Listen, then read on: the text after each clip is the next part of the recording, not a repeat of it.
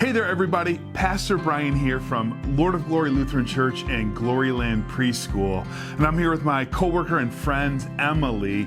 And we're here to just share with you a little bit about a ministry that we love dearly, Gloryland Preschool. Emily, what do you love about Gloryland? I love Gloryland for so many different reasons, but one of the main reasons is we love watching how our kids interact, number one, with their teachers, but also the material that they're learning. We obviously know that they're learning, but they think that they're playing. And that makes a great learning environment that's safe, that parents love, and we absolutely love to see it.